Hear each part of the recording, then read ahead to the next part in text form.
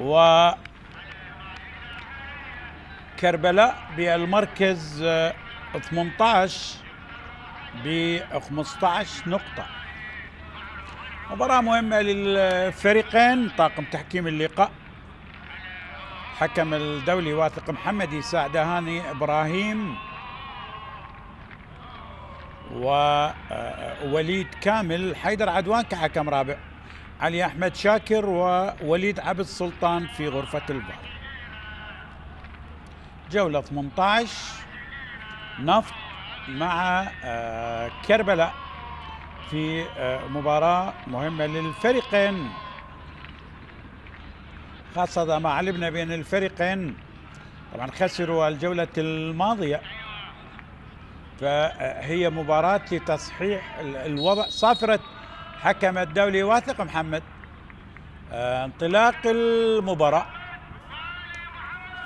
طبعا كربلاء بهذا الزي الجديد، زي الأسود، والنفط بالزي الأخضر.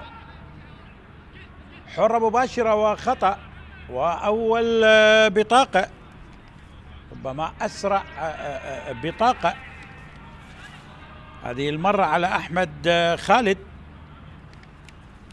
مدافع نادي النفط. بطاقة صفراء. شوف الاحتكاك مع عبودي، عبد القادر طارق عزيز. حرة مباشرة، كرة اللعب عالية وخطيرة، ابعاد من دفاعات النفط كربلاء، ومدربه حسن أحمد كرام الضيف يلعب بعبد العزيز عمار بحراسة المرمى.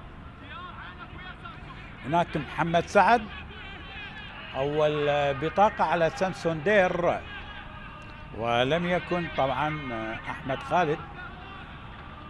كربلاء يلعب بعبد العزيز عمار حراسة المرمى. خط الدفاع محمد سعد، صلاح حسن، محمد أوتارا اللاعب البوركيني.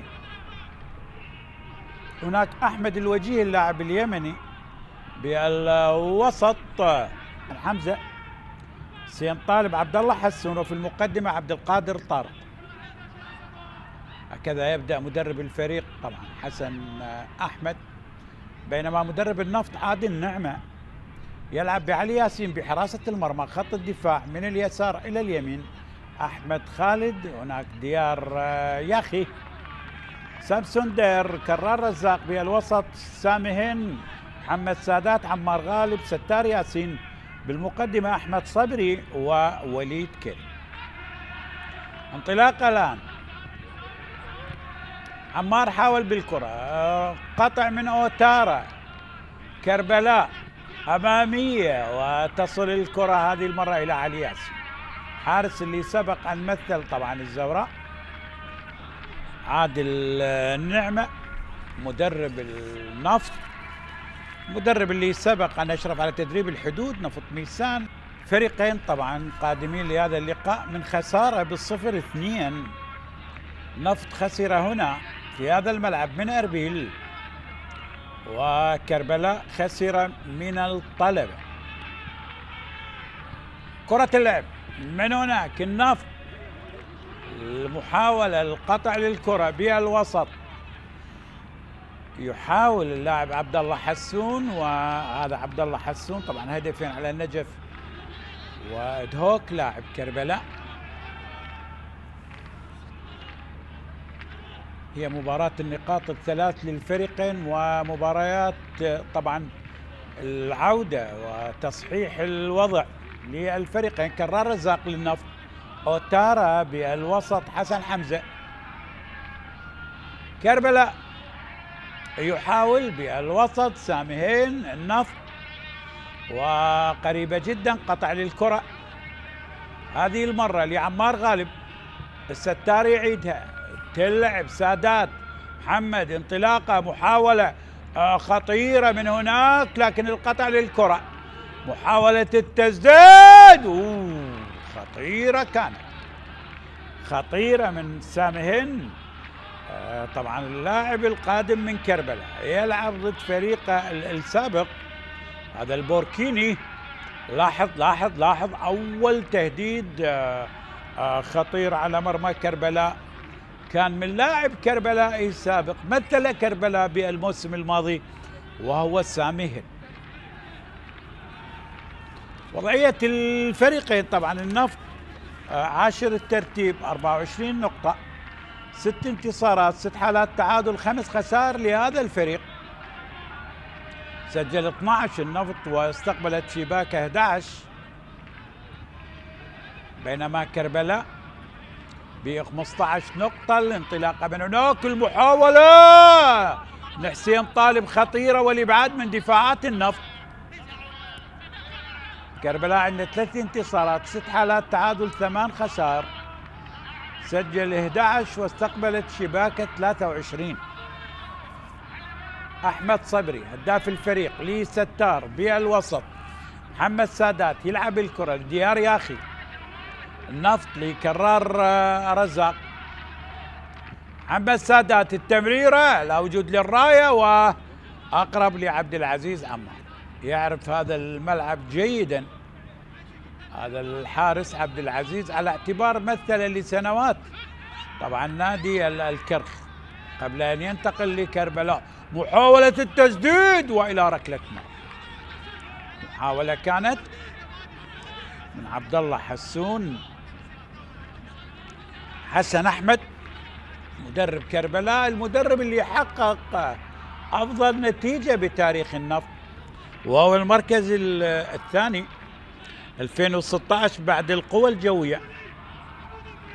يعتبر حسن أحمد يعني من المدربين اللي دربوا الفريقين، على اعتبار أبرز نتائج النفط بتاريخ المركز الثاني كان مع هذا المدرب. راجع الكرة إلى ركنية، ابعاد لي الكرة كان من محمد سعد، تلعب الكرة صبري، عملية تحضير مع ستار، يمر مرور ممتاز، خطيرة خطيرة خطيرة للنفط، ابعاد من الدفاعات. راجعة مرة أخرى بالوسط، عبد العباس سياد يلعب الكرة، الانطلاق الآن لكربلاء، يحاول كربلاء التمرير، المرور الممتاز من هداف الفريق ب4 أهداف عبد القادر طارق. محاولة من هناك، عبد الله حسون وتصل لعلي ياسر حارس المرمى. هدافي الفريقين طبعا بالرقم 7، تتحدث عن أحمد صبري ب4 أهداف بالرقم 7 للنفط، وتتحدث عن عبد القادر طارق بالرقم 7 لفريق نادي كربلاء. عمار هجوم الآن للنفط، خطيرة مرت من الدفاع، محاولة الإبعاد من حسن حمزة. كربلاء والأسماء الشابة، العميد مع العنيد. هذا حسين طالب، هدف على ديالة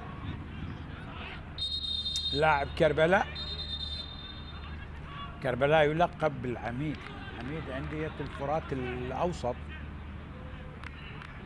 بينما النفط يلقب بالعنيد، يعني ما بين العميد والعنيد والنقاط الثلاث.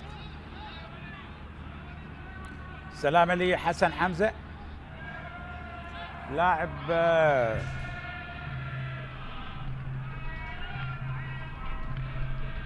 كربلاء، السلامة. كربلاء طبعا في آخر 5 مباريات هذا الفريق لم يحقق ولا نقطة، يعني خسرها جميعا. 0-1 من القاسم والشرطة، 0-2 من الطلبة، 1-2 من دهوك، و1-3 من أربيل. يبحث عن انتصار. الدولي واثق محمد، أول مباراة يديرها للفريقين هذا الموسم، أدار 14 مباراة كحكم وسط، آخرها كانت مباراة القاسم والقوى الجوية والقاسم. ديار ياخي يلعب الكرة من هناك، ستار ياسين. أحمد خالد يلعب الكرة،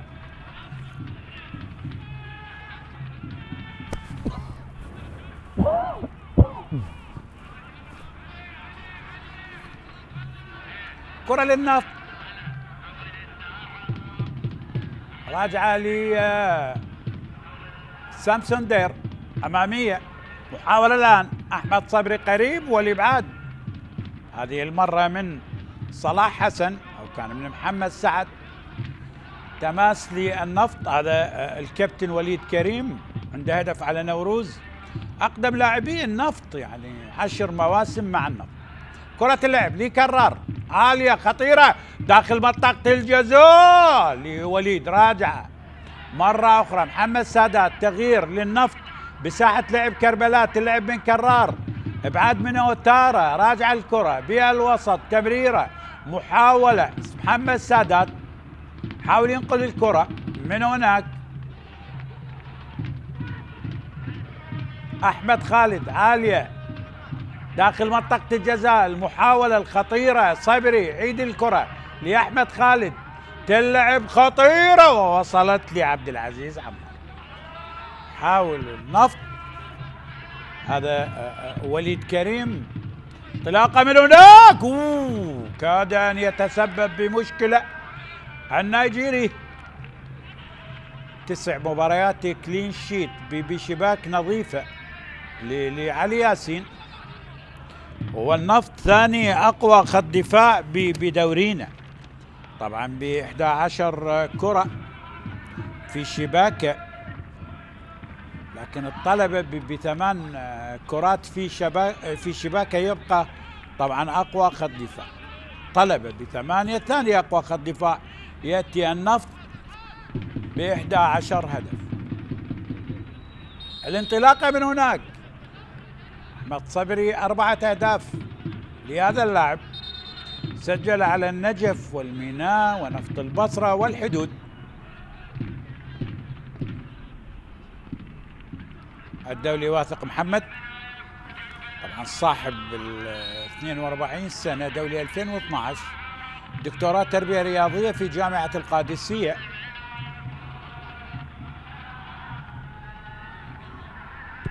عبد العزيز أمامية كربلاء، تقطع الكرة، عمار بالوسط، عبد العباس اياد يلعب الكرة، ابعاد للكرة، راجعة هذه المرة لستار، قطع من صلاح. عبد العباس الانطلاقة والمحاولة، لكن تبعد من علي ياسين. كرار قريب، حاول يلعب الكرة، رزاق تمريرة بالوسط، المحاولة من مصطفى راضي، محاولة التمرير مصطفى خطيرة لعبودي، الإنقاذ من علي ياسين. حلوة المحاولة لكربلاء عن طريق عبد القادر طارق عزيز، لاعب للكرخ والشرطة والطلبة، 4 أهداف لهذا اللاعب. لاحظ باليسار والإنقاذ من علي ياسين. عبودي سجل على الميناء والبصرة والكرخ وديالة. شوف المحاولة الخطيرة لكربلاء، عالية الكرة داخل منطقة الجزاء، المسك من علي ياسين. الانطلاق الآن، عمار غالب حاول يمر، عمار للنفط، تمريرة، محاولة خطيرة للكرة، والانطلاقة كانت من وليد إلى التماس. تحس المباراة يعني بلا حذر، بلا توجس، الهدف قريب. سامهين يلعب الكرة من هناك، الإبعاد من محمد سعد. سامسون دير يلعب الكرة، محاولة، لكن تصل لعبد العزيز عمار. هذا النيجيري سامسون دير، موسم ثاني مع النفط.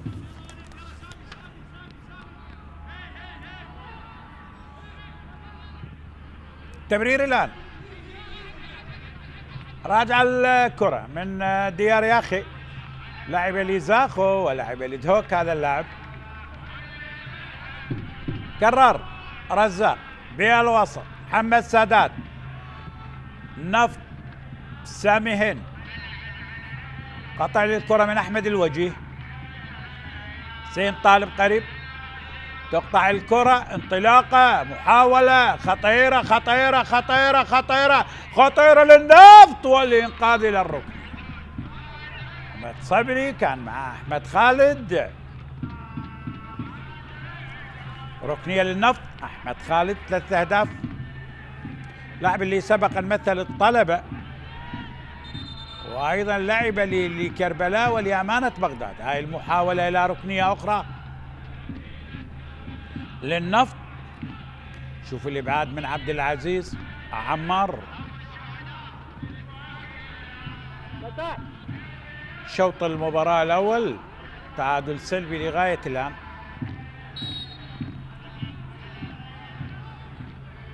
أحمد صبري على التنفيذ للنفط ليحاول في هذا اللقاء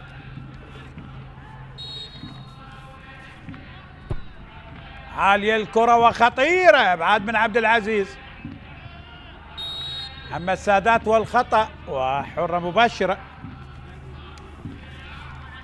آخر 5 مباريات لكربلاء لم يحقق ولا نقطة، خسرها جميعا. بين النفط في آخر 5 مباريات فوز وحيد على الميناء، تعادل مع نوروز وخسر 3 مباريات. خسر من الزوراء ب1-3، من الطلبة ب0-1، ومن أربيل ب0-2. فريقين طبعا يبحثون عن النقاط ال3، عن الانتصار، لأن تتحدث عن 5 جولات. كربلاء لم يحقق أي انتصار ولا نقطة ولا تعادل، بينما النفط من 5 مباريات حصل على 4 نقاط، انتصار وحيد وتعادل.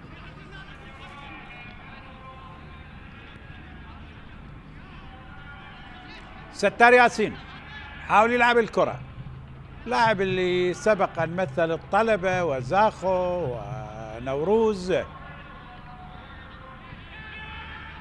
أحمد خالد يعيدها، ديار ياخي لسادات، محمد سادات لاعب الغاني لعمار بساحة لعب نادي كربلاء. التمرير سامي هند، سادات تلعب، كرار، محاولة، عمار، سامي هند، خطيرة الكرة، مرت من الجميع. من هناك المتابعة من أحمد خالد للنفط، لكن الإبعاد من محمد سعد. وبالسلامة لأحمد صبري، موسم ثاني قادم من زاخو. طبعا أفضلية للنفط بتاريخ لقاءات الفريقين، 13 انتصار مقابل 4 لكربلاء، والتعادل حضر في 8 مرات. أول لقاء بتاريخ لقاءات الفريقين موسم 92-93 ب1-1.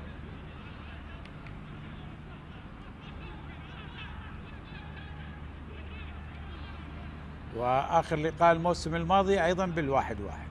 يوم اللقاء الأول كان كاظم مهاب وأحمد يحيى، بينما أوكيكي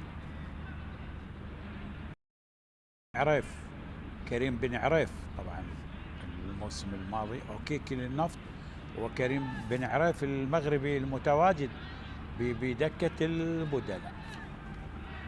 الفار، وهل هناك طبعا بنالتي؟ خلينا نشوف. حديث طبعا الدكتور واثق محمد مع علي أحمد شاكر ووليد عبد سلطان. لا وجود لي شيء، يشير بالاستمرارية. ستار تلعب، محاولة قريبة جدا، حرة مباشرة وخطأ لنادي كربلاء. آخر فوز لكربلاء على النفط متى كان؟ قبل 14 سنة. طبعا بالسلامة لعبد العباس اياد، اللاعب اللي يمثل الميناء والحدود ونفط الوسط. آخر فوز لكربلاء على النفط كان قبل 14 موسم أو 14 سنة، بالتحديد في 2011. هدفي اللي هدف أحمد حسن يوم سجل للنفط، بينما هدفي كربلاء مشتاق صلال وميثم حمد. وبعد ذلك أرجحية للنفط في لقاءات طيلة ال 14 موسم الماضي. عالية الكرة المحاولة بها الوسط، عبد العباس يلعبها لمصطفى، الانطلاقة محاولة خطيرة، ابعاد من علي ياسين. الراية والتسلل، الراية كانت متأخرة من المساعد الثاني وليد كامل.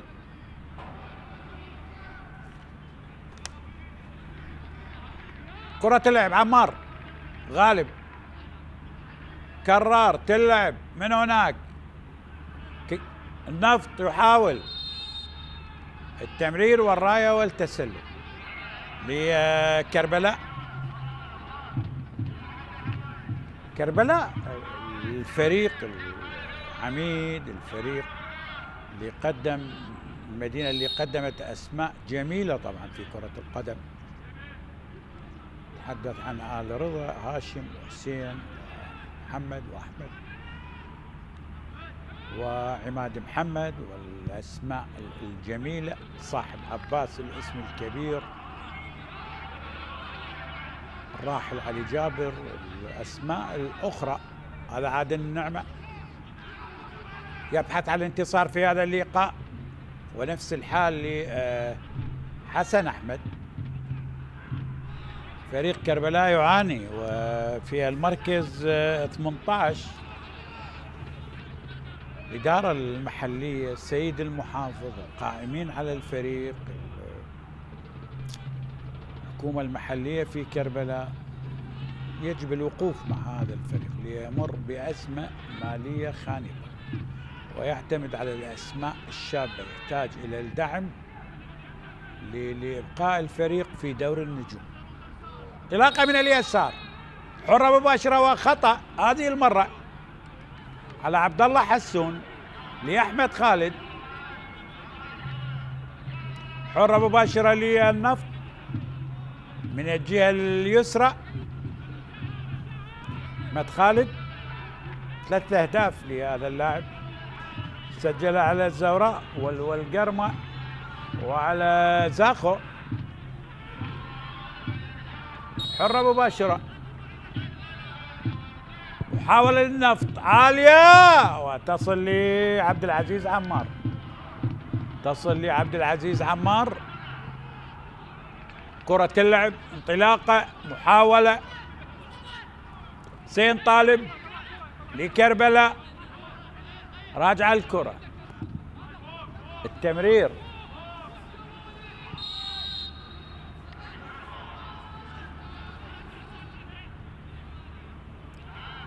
تعادل السلبي لغاية الآن. وليد قريب يحاول بها الكرة،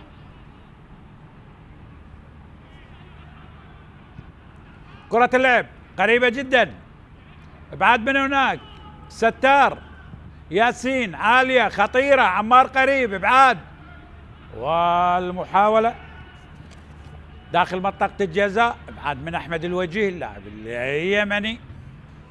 الصراع الآن، تقطع من الوجيه، التمريرة، غالب، عمار، السامهين، محمد سادات لستار، النفط والمحاولة، وليد قريب، المطالبة بشيء. وليد كريم مهاجم النفط حاول باللقطة الماضية. الوجيه أحمد، حرة مباشرة وخطأ، سلامة لحسين الطالب مهاجم كربلاء.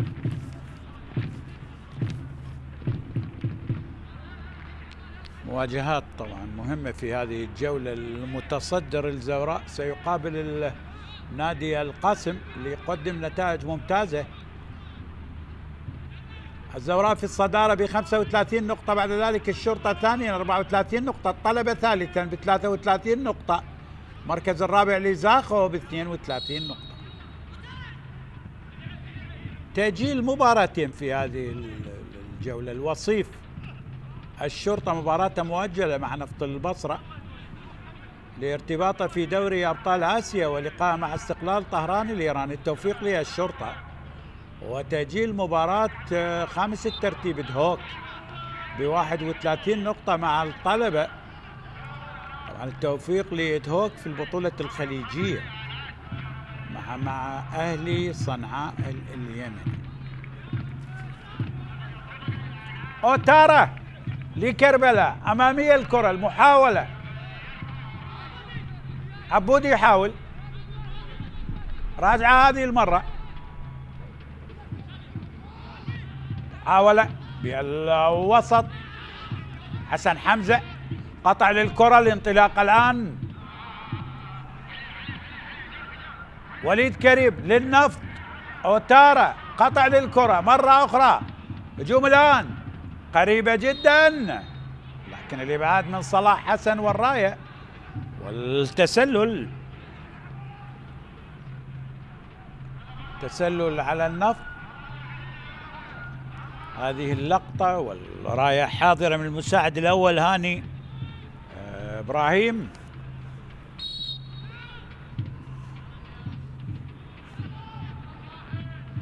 ستار ياسين، عالية الكرة، أحمد خالد لستار، حاول يمر، حرة مباشرة، والخطأ هذه المرة على محمد سعد، واضح بالصورة، حرة مباشرة وخطأ لأحمد صبري.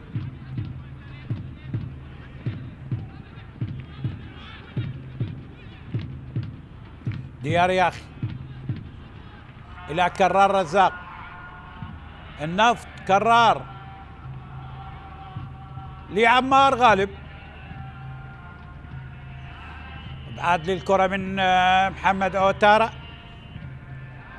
لاعب البوركيني اللي سبق أن مثل النفط. يعني اللاعبين إلى فارق 2 من بوركينا فاسو. طبعا تتحدث عن السامهن. لاعب النفط الحالي كان مع كربلاء، وتتحدث عن لاعب كربلاء محمد أوتارا كان مع النفط ولعب للنفط. كرار يلعب الكرة داخل منطقة الجزاء، محاولة الإبعاد من صلاح، إبعاد للكرة مرة أخرى، مصطفى راضي، الكرة البعيدة وتماس للنفط. هذا عبد العباس سياد كربلاء، والمدرب حسن أحمد، يعني الاعتماد على الأسماء الشابة بنسبة كبيرة بصفوف الفريق الكربلائي. ديار ياخي يلعب الكرة، ديار للنفط، تغيير إلى اليسار، ابعاد من عبد الله حسون، راجع الكرة، صبري قريب، احمد صبري، التمريرة لاحمد خالد، النفط حاول من هناك، صبري تحضير، سامعين، محمد سادات، تمريرة للنفط، سادات قريبة جدا، خطيرة لعمار وداخل منطقة الجزاء، ابعاد من الدفاعات من هناك. عبد الله يبعد الكرة بالوسط، حسن حمزة، تمريرة، انطلاقة لعبد الله، لكن قطع لي الكرة. ستار ياسين، انطلاقة من هناك لصبري، خطيرة للنفط، حاول عمار في ساحة كربلاء، ضغط من فريق النفط، سامي هند، اوتارا من بوركيني لبوركيني، عالية الكرة، خطيرة لوليد، الله على دفعتين مرة أخرى، وضغط نفطي رهيب وضاعت، لكن الراية والتسلل، تألق من عبد العزيز عمار. حلوة المحاولة كانت للنفط. لاحظ بهذه اللقطة وليد كريم والإنقاذ كان من عبد العزيز عمار.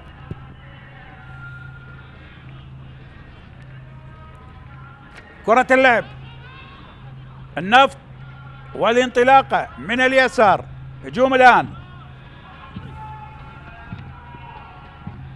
أحمد صبري عالية، ابعاد من صلاح حسن، راجع الكرة، سامي هند، تغيير إلى الجهة اليمنى،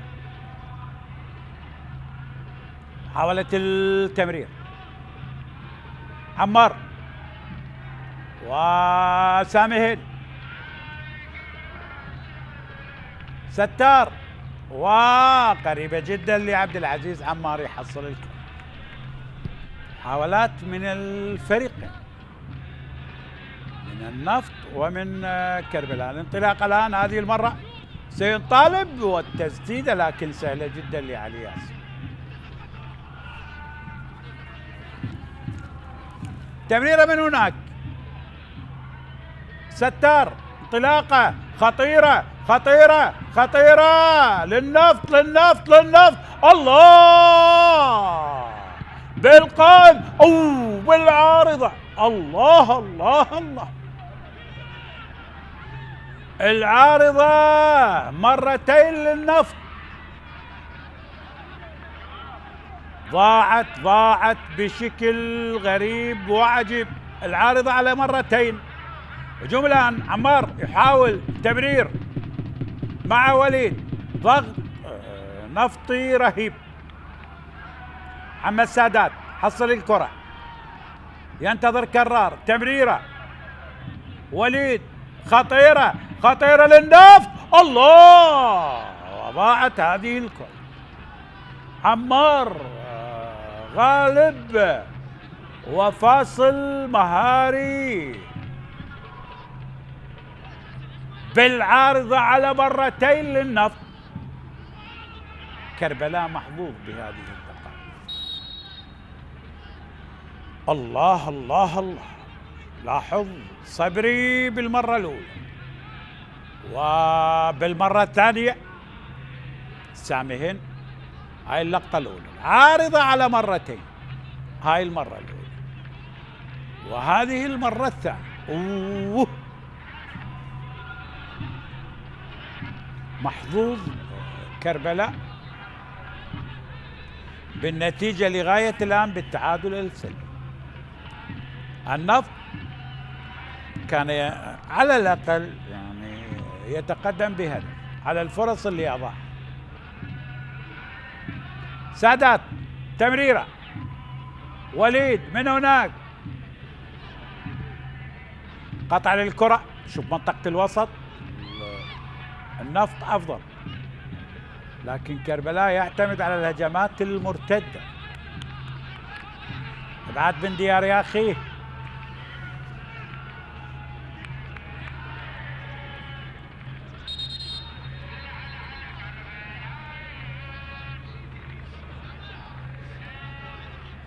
التماس الآن، كربلاء، محمد سعد يلعب الكرة بالوسط، حسن حمزة من هناك، خرجت الكرة إلى ركلة مرمى لفريق نادي النفط. هذا محمد سعد، كربلاء طبعا 3 انتصارات كانت بالواحد صفر على الميناء. انطلاق الآن للنفط. عمار غالب محاولة تمريرة. 1-0 على الميناء والحدود، 2-1 على نفط البصرة. ترى الفريقين تعادلوا 6 مرات، يعني بالنسبة لي كربلاء كان بال0-0 أمام نوروز، نفط ميسان، الكهرباء القرمة 1-1 مع النجف، 2-2 مع ديالى. كربلاء خسر لغاية الآن 8 مرات، 0-1 من القاسم والشرطة، 1-2 من الدهوك والكرخ، 1-3 من الزوراء واربيل، 0-2 من الطلبة. الخسارة الأقصى كانت من زاخو ب0-5. محاولة الآن تمريرة، ستار إلى أحمد خالد وإلى الركني، قطع كان محمد سعد. أفضلية للنفط في آخر 20 دقيقة من هذا الشوط.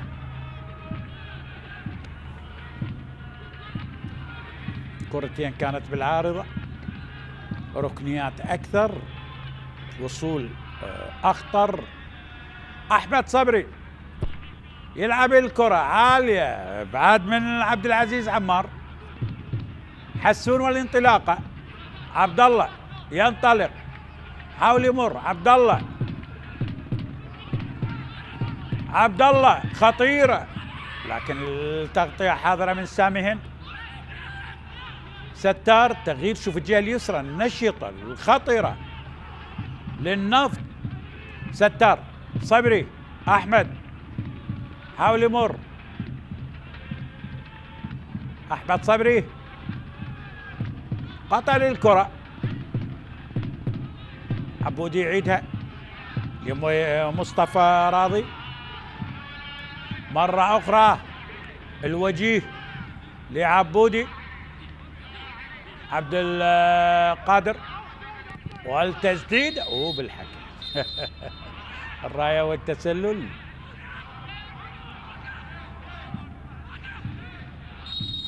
الدولي واثق محمد، لاحظ هنا التسلل، لكن الراية كانت متأخرة. هاي كرة العارضة بالمرة الأولى وهذه الثانية. سامي هند الله بالعارضة. هذه لقطة الشوط الأول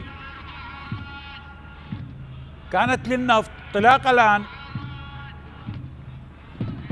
محمد سادات، غالب، يا أخي ديار للنفط،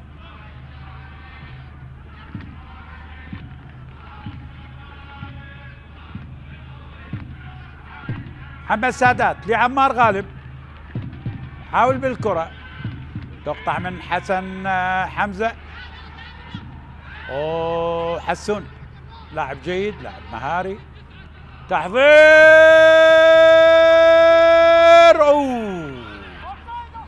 راية والتسلل ضاعت على كربلاء هو الاعتماد على الهجمات المرتدة.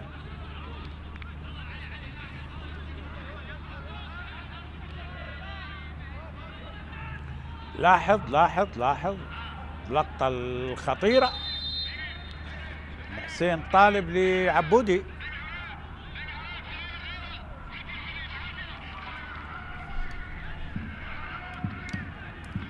بنعرف كريم في أول ورقة لسيد حسن أحمد مدرب كربلاء، ويخرج عبد العباس اياد، ويشترك المغربي.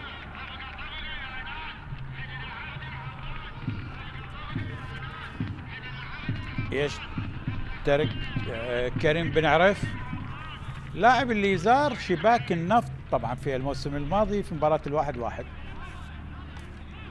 يوم سجل اوكيكي. هجوم الان وليد، تحضير، وتصل سهله جدا لعبد العزيز عمار، شوط أول جيد من الفريقين، أفضلية للنفط. هذا سامي هند البوركيني، بينما هنا عبد العزيز عمار. أمامية الكرة، ديار ياخي، مصطفى راضي، قطع من أحمد خالد، ستار ياسين بالوسط، سادات، سامسون دير، من هناك انطلاقة الآن أحمد خالد، هجوم للنفط، النفط لصبري، لأحمد، خطيرة، وبالنهاية لعبد العزيز عمار. محاولة كانت للنفط، انتصارات النفط الستة كانت بال1-0 على الحدود والكرخ والميناء، وبال2-0 على زاخو والقرمة ونفط البصرة. النفط تعادل 6 مرات، يعني 0-0 4 مرات مع نفط ميسان والقاسم وديالة والكهرباء، وبال1-1 مرتين مع النجف ونور.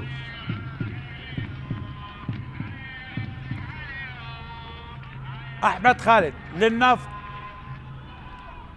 ستار ياسين، انطلاقة لأحمد صبري، صبري، خطيرة والإبعاد من الدفاعات، قطع من صلاح حسن، سادات بالوسط، سامي هند، تغيير إلى الجهة اليمنى، كرار رزاق، عالية وتصل لعبد العزيز عمار. حاول النفط، هذا كرار رزاق، طبعا استقطبوا بالميركات الشتوي النفط رضا فاضل قادم من القوى الجوية ولاعب الفريق السابق طبعا مازن فياض، واستقطبوا ايضا مهاجم برازيلي فيكتور.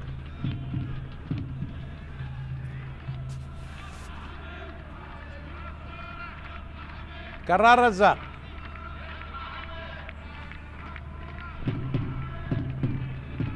تلعب الآن،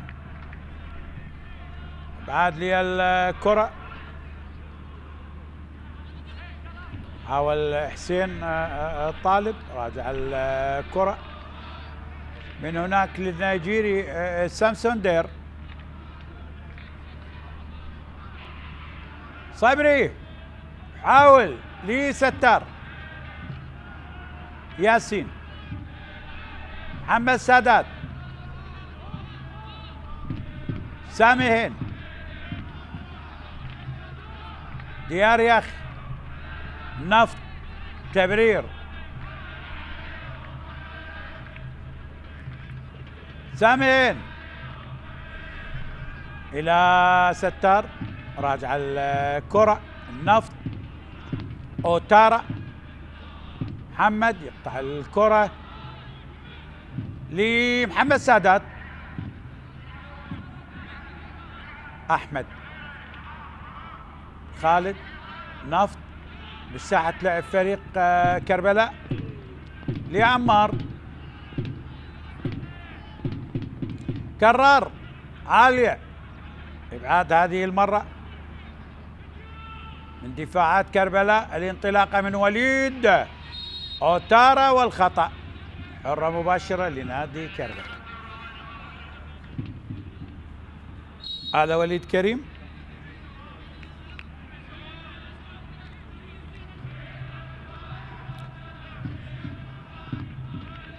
مشتاق كاظم كان الدكتور مشتاق مدير الفريق،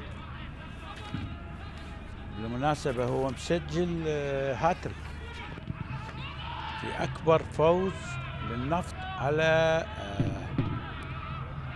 كربلاء بال5-0 في موسم 99، هاتريك لمشتاق كاظم، والهدفين كانت لميثم كمال، كان هدف 5-0 أكبر فوز نفطي على كربلاء، كان ذلك في موسم 99. ساميين، عالية الكرة للنفط، ابعاد من صلاح حسن، قريبة جدا، صبري يعيدها، ستار، محمد سادات يلعب الكرة خطيرة داخل منطقة الجزاء للنفط وضع كرة بعيدة. سنلعب في الوقت بدل الضائع. حاول بالكرة مصطفى راضي والتماس أو الوجيه، لاعب اليمني أحمد الوجيه يعيد الكرة لكريم بن عريف المغربي اللي سبق أن مثل النجف. نلعب في الوقت بدل الضائع. محمد سعد، دقيقتين كوقت بدل ضائع، تعادل سلبي بين النفط وكربلاء لحساب الجولة 18 من دوري نجوم العراق موسم 24/25.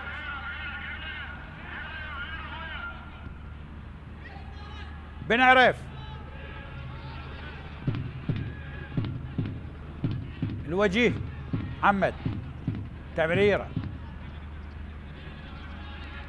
التماس الآن، هذا حسين طالب، أحمد الوجيه، من هناك محمد سعد، عالية، وحكم يشير استمرارية. يا أخي طلاقة، صبري، تمريرة لأحمد خالد، خطيرة خطيرة خطيرة، أوه الإبعاد من أوتار، قريبة جدا. الانطلاق الآن كريم بن عريف،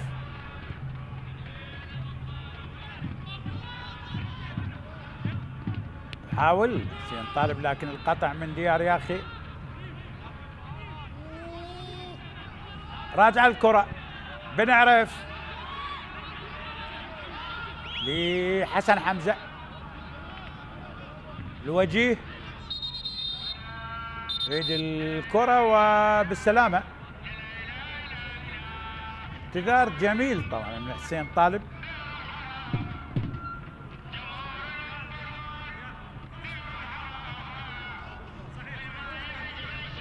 سلامة لديار ياخي مدافع النفط. هذه اللقطة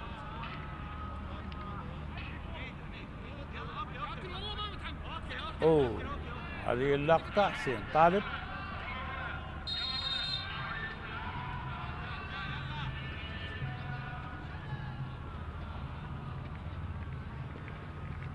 السلامة لديار يا أخي.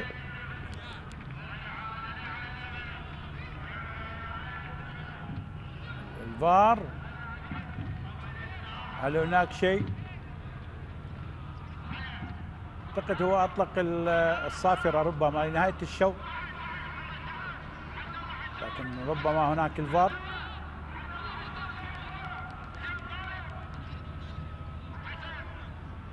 اعتقد سيعود للفار. اي نعم، ربما هناك قرار. دكتور واثق محمد، ولقطة الفار لمهاجم كربلاء حسين طالب مع ديار ياخي. هذه اللقطة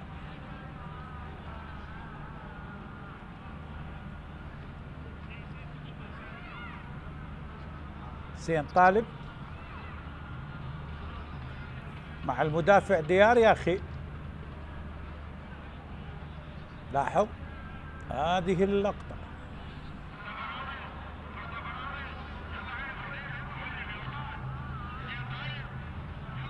دكتور واثق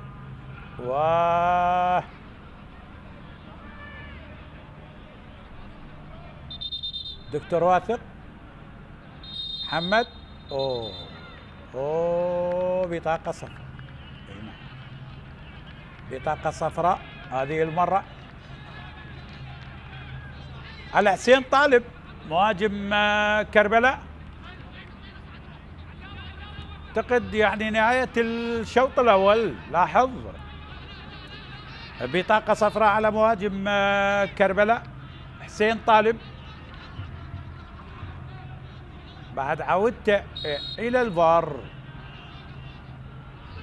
الثواني الأخيرة اعتقد الكرة الأخيرة، وسيطلق الصافرة عالية الكرة للنفط وتصل للحارس عبد العزيز عمار.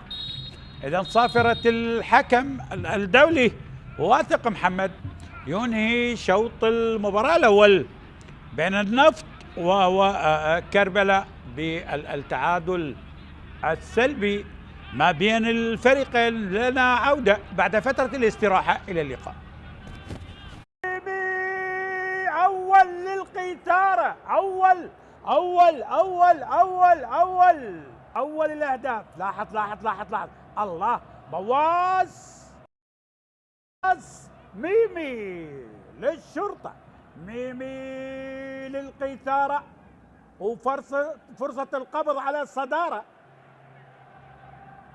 ميمي برأسية، وهدف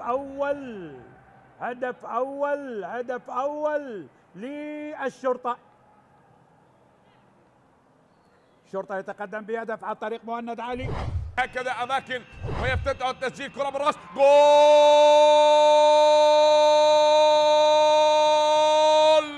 لنادي القاسم ومحمد خالد بالدقيقة الخامسة. هنا اسود بابل تزأر بملعب الشعب الدولي. كما قلتها، هذا النادي دائما ما يكون منافس ويدخل المنافسة بقوة عندما يواجه نادي القوى الجوية، ويفتتحون التسجيل بالدقيقة الخامسة عن طريق اللاعب محمد خالد. نعم، شاهد الكرة الثابتة وراسية وضعها في المرمى. محمد خالد يفتتح التسجيل لنادي القاسم. أول إهداف في المباراة براسية أسكنها شباك الحارس علي عبادي، والهدف الأول لسود بابل. يحاول زيارة الشباك للكرخ في هذه اللحظات، عملية تمرير خطيرة على المرمى وهدف أول. جول لأربيل، هدف لأربيل. سفين منصور يفتتح التسجيل في هذه اللحظات في مرمى الكرخ. إذا سفين منصور يسجل ثالث أهدافه مع أربيل خلال هذا الموسم بعدما سجل في مرمى الكهرباء ونفط البصرة. يزور الآن شباك الكرخ بهدف أول في هذه اللحظات. الدقيقة 13 سفين منصور يفتتح التسجيل لفريق أربيل في مرمى الكرخ في هذه اللحظات مع توجيهات المدرب أحمد عبد الجبار بالضغط من قبل مدافعي فريق نادي الكرخ على لاعبي أربيل. لاحظ التمريرة، لاحظ المرور، لا وجود للتسلل، وبذلك سفين منصور يلعب كرة بالمباشر على يسار حارس المرمى حسين حسن، على يسار في مرمى الكرخ. هدف أول أربيل يريد العودة من العاصمة بنقاط المباراة، وبالتالي يتقدم إلى مركز جديد. وهنا سفين منصور الأربيل ويحاول أن يدافع في هذه اللحظات مدافعي فريق نادي الكرخ. ممكن ثاني وهدف ثاني، هدف ثاني. سفين منصور بنفس الطريقة يسجل هدف ثاني لأربيل في مرمى الكرخ. لاحظ ردة الفعل لسفين منصور، يسجل هدف ثاني لأربيل في مرمى الكرخ. هناك ثغرة في دفاعات نادي الكرخ يستغلها اللاعب سفين منصور ويسجل هدف ثاني ورابع أهدافه مع أربيل. إذا سفين منصور يسجل هدفين لأربيل في مرمى الكرخ لتصبح النتيجة الآن 2 أربيل مقابل لا شيء لنادي الكرخ. لاحظ الإعادة من الجهة البعيدة، عدم وجود التغطية. جهة اليسار لفريق نادي الكرخ، جهة اليسار فيها مشاكل كثيرة بالنسبة لفريق نادي الكرخ، وبالتالي يستغلها أربيل ويستغلها سفين منصور ليسجل مرة على يسار حارس المرمى ومرة على اليمين، لذلك يجعل أربيل ومتقدما على فريق الكرخ بهدفين مقابل لا شيء. لاعب منتخبنا الشبابي عمر نوري. جول للكرخ. عمر نوري يسجل لفريق الكرخ هدف في الثواني الأخيرة للشوط الأول. هذا الهدف هل سيعيد الروح للكرخ؟ لا زال لديهم شوط ثاني، لذلك عمر نوري يزور الشباك لمرمى أربيل من كرة ثابتة، وخطأ لحارس المرمى لمهدي هاشم اللي مرت من تحت الحارس مهدي هاشم، تمركزه كان خاطئ، لذلك الآن الكرخ يسجل عن طريق اللاعب عمر نوري، هي في زاوية الحارس، لذلك الآن الكرخ يدرك هدف أول في هذا اللقاء. أربيل داخل منطقة الجزاء، أربيل وهدف ثالث لأربيل، هدف ثالث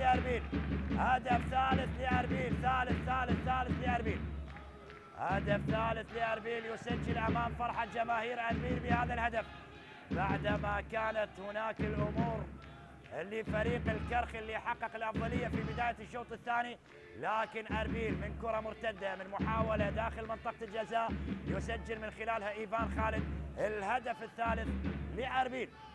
دقيقة 67 يسجل إيفان خالد ثالث الأهداف لأربيل في مرمى الكرخ، بعد ما كنا نعتقد أن فريق نادي الكرخ سيعود بنتيجة المباراة، لكن أربيل بعد أكثر من تمريرة رائعة للاعبي أربيل استقرت الكرة في الشباك، والكرة من صنع اللاعب سفين منصور اللي أعتقد راح يكون هو نجم المباراة وسيكون اللاعب الأفضل في هذا اللقاء. قريبة لمنطقة جزاء أربيل، داخل منطقة الجزاء لا وجود تسلل، مهند وإيزي يسجل هدف ثاني، إيزي يسجل هدف ثاني لنادي الكرخ، هدف ثاني بتمريره عن طريق اللاعب مهند أبو طه، لعبها بالمقاس على قدم اللاعب إيفياني، وبالتالي تخلص بهذه الطريقة من الحارس ويسجل هدف ثاني لفريق الكرخ. الآن يسجل الكرخ في مرمى أربيل وتصبح النتيجة الآن 3-2. 5 أهداف جميلة سجلت في هذا اللقاء، والآن إيزي يسجل لفريق الكرخ في مرمى أربيل. محاولة تستمر داخل منطقة الجزاء، خطيرة شيركو، لاعب خطير، لاعب مهاري داخل منطقة الجزاء، والرابع هدف رابع لأربيل في مرمى الكرخ، لأربيل يسجل هدف رابع في مرمى الكرخ. لاحظ الأخطاء الدفاعية الكثيرة للاعبي الكرخ، نتيجة كبيرة يحققها أربيل على الكرخ ب4 أهداف لهدفين. لاحظ هنا الإعادة، مر بهذه الطريقة شيركو وهيأها داخل منطقة الجزاء، ويوسف بن سودة يسجل هدف رابع لأربيل وهدف السادس الشخصي مع أربيل خلال هذا الموسم. التونسي بن سودة يضحى برأسية على يسار حارس المرمى حسين حسن. تبقى الخطورة، الله الله الله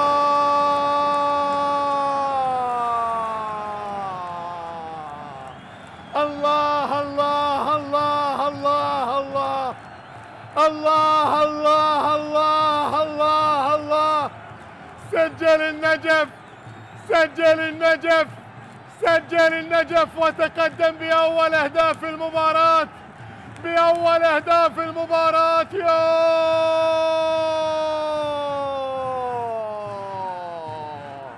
الله الله الله الله الله. هذه كرة محمد قاسم أرسلها عالية، وبعد ذلك الكرة الرأسية من ماكنزي هدف الثالث هذا الموسم، سجل هدفين من خلال هذا الموسم، وبالتالي ماكنزي اللي سجل على دياله واللي سجل على نفط ميسان. محمد قاسم بتمرير الكرة إياه يحاول مر وتقدم ثاني،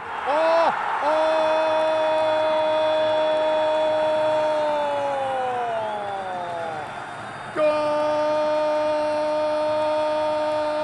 ثاني، هدف ثاني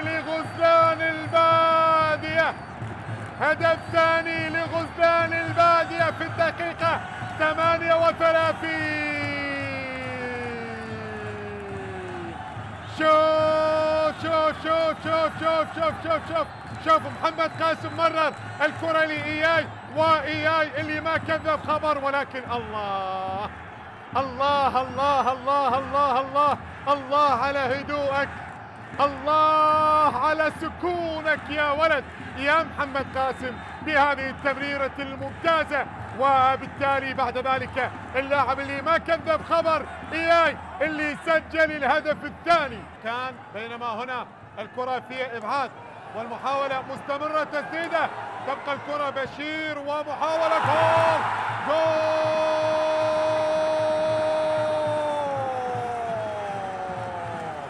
الله، هذه المرة يظهر لنا التونسي بشير غورياني غورياني غورياني غورياني. والهدف الثالث لغزلان البادية، هدف ثالث مع بداية الشوط الثاني.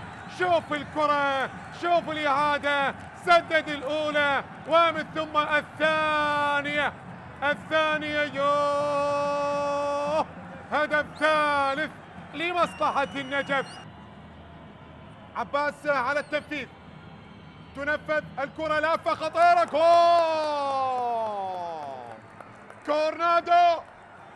كورنادو الماتادور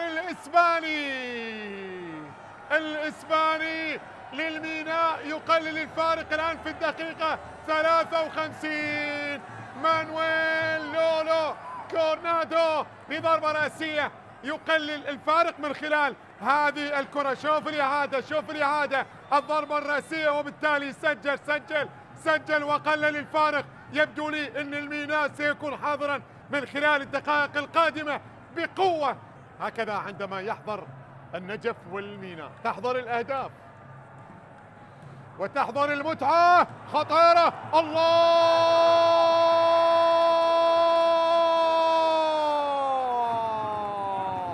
جول ثاني، هدف ثاني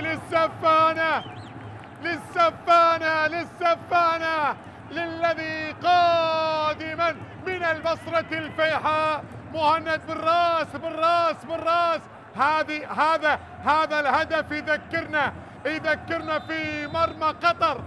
هذا الهدف يذكرنا في مرمى قطر، وبالتالي الهدف اللي أهلنا للأولمبياد. وبالتالي بهكذا طريقة سجل في يومها مهند، واليوم يعود وبنفس الطريقة. عزيز، حسين فلاح، كرار نبيل، حسن، عالية من حسن، علي، جول، الله، جول.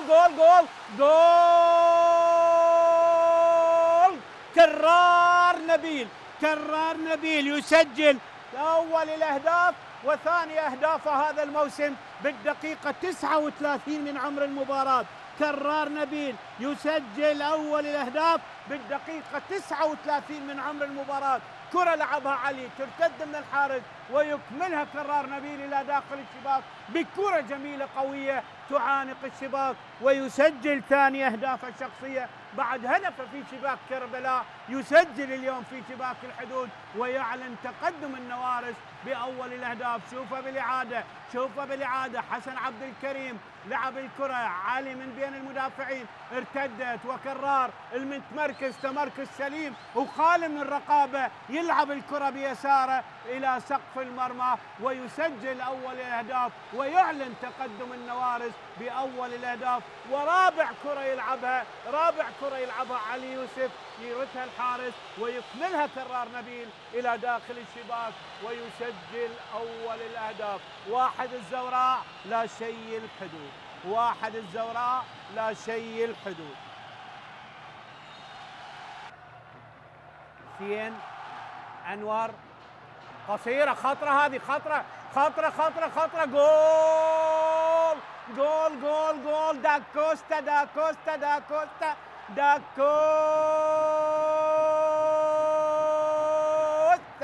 داكوستا بخطأ دفاعي قاتل من الزوراء، وهدف التعادل يسجل داكوستا بالدقيقة 51 من عمر اللقاء. خيرت جلال لكن قدر أن يجتاز جلال ويسجل هدف التعادل داكوستا بالدقيقة 51. شوف الكرة داكوستا بمجهود فردي ولعب الكرة بيمينه إلى داخل الشباك وأحرز التعادل لفريق الزوراء. موه لعب وخطأ قاتل من دفاعات الزوراء ويستغل داكوستا. شوف هذا التمركز السليم للاعب، هذا التمركز السليم للاعب، استغل خطأ دفاعي قاتل، موه الحارس اللي خرج وترك مرمى واجتاز المدافع ولعبها إلى داخل الشباك وأدرك التعادل بالدقيقة 51 من عمر اللقاء. 1 الزوراء 1 الحدود. خطأ دفاعي قاتل وهدف التعادل هدية من دفاعات الزوراء للحدود. 1-1 الآن وأربع ثنائيات، كرة خطيرة وجول. جول بنيران صديقة. ثالث لاعب يسجل في شباك فريقه بعد حسين جاسم ومشكور كريم. نشوف اللاعب اللي سجل خطأ في شباك فريقه. نشوف سيف بالدقيقة 67 بنيران صديقة. سيف كريم يضع الشباك بكرة عرضية من توميوا. يسجل سيف كريم خطأ في شباك فريقه. ثالث لاعب في دورينا يسجل خطأ في مرماه. ثالث لاعب في دورينا يسجل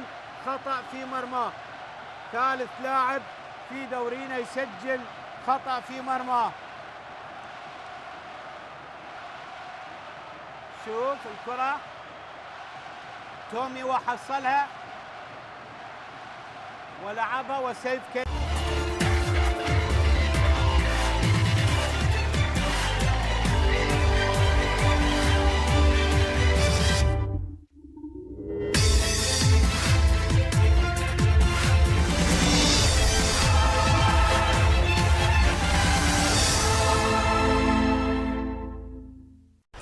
من دوري نجوم العراق موسم 24-25.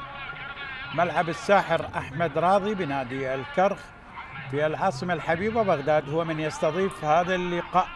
لمن التحق بنا الآن طبعا شوط المباراة الأول انتهى بالتعادل السلبي ما بين الفريقين. وضعية الفريقين النفط طبعا بالمركز العاشر ب24 نقطة، كربلاء المركز 18 وب15 نقطة. كربلاء بالأسود ويلعب من يسار الشاشة، بالأخضر نادي النفط ويلعب من يمين الشاشة. الشوط الثاني طبعا بدأ بصافرة الحكم اللي يدير هذا اللقاء، حكم الدولي واثق محمد، يساعد هاني إبراهيم، وليد كامل، حيدر عدوان كحكم رابع، علي أحمد شاكر ووليد عبد السلطان في غرفة الفار. إكرام الضيف وكربلاء ومدربه حسن أحمد.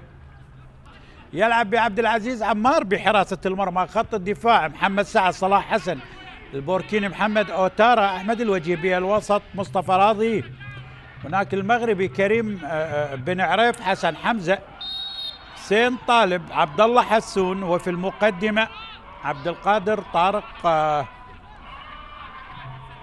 عزيز. عادل النعمة مدرب النفط يلعب بعلي ياسين بحراسة المرمى. خط الدفاع أحمد خالد، ديار ياخي، سامسون دير وكرار رزاق. بالوسط محمد سادات، سامهن، عمار غالب وستار ياسين. وفي المقدمة أحمد صبري ووليد كريم. حرة مباشرة للنفط، تلعب داخل منطقة الجزاء، قطع من الدفاعات. يحاول مصطفى راضي على الكرة، راجعة للنفط. المحاولة هذه المرة من ستار أحمد صبري والتسديدة وإلى ركلة مرمى. هذا هداف الفريق ب4 أهداف حسن أحمد، مدرب لأشرف على تدريب طبعا النفط والميناء والكهرباء ونفط ميسان. معاه حسن أحمد طبعا ياسر عبد الرزاق لاعب الطلبة السابق، ومعاه مثنى خالد وأحمد محمد صابر وطارق مصعب مدرب لياقة بدنية. علي ياسين يحصل الكرة والمشرف صاحب عباس، بينما عادل نعمة مدرب النفط يساعد محمد جاسم والنجم الزوراء السابق ابراهيم عبد نادر، حسين كامل كمدرب الحراس، فارس جهاد كمدرب للياقة البدنية، والدكتور مشتاق كاظم كمدير للفريق.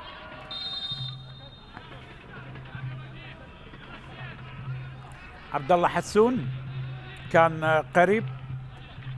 احمد خالد امامية للنفط، المحاولة عملية التحضير، وستار ياسين، عمار غالب، محمد سادات يحاول يمر، الغاني تقطع من كريم بن عريف،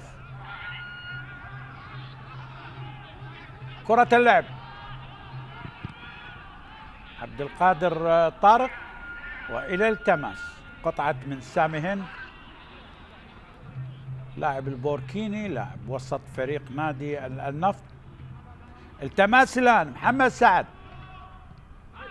حسن حمزة، بن عريف، تغيير الى الجهة اليسرى، الوجيه حاول احمد الوجيه ابعاد للكرة من دفاعات النفط بالوسط، عالية الكرة قريبة جدا، تسديدة قوية والى ركني،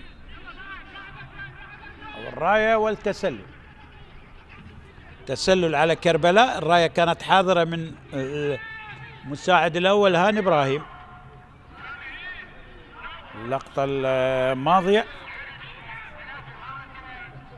المباراة القادمة للفريقين النفط مع دهوك في ختام المرحلة الأولى من دورينا.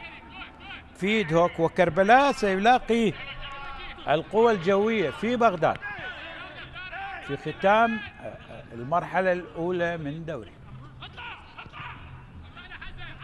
ساميين النفط، محمد سادات تلعب، محاولة للنفط، الكرة تصل لعبد العزيز عمار حارس المرمى.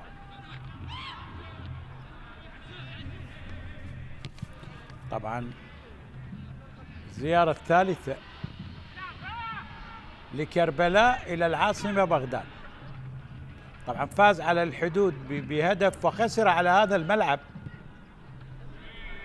من الكرخ بال1-2. عند زيارات ستكون بالمرحلة الثانية سيزور بغداد، يلاقي الزوراء والشرطة والكهرباء والطلبة. تمرير الآن إلى ستار النفط، هجوم ستار ياسين، حاول بالكرة قريبة جدا، صلاح حسن قطع للكرة من دفاعات كربلاء، سامسون دير يترك الكرة لديار ياخي بالوسط، سادات حاول يغير إلى سامهن، كرار رزاق للنفط تمريرة، وليد قريب قطع للكرة، مصطفى لي بن عريف وأقرب للحارس علي ياسين للنفط،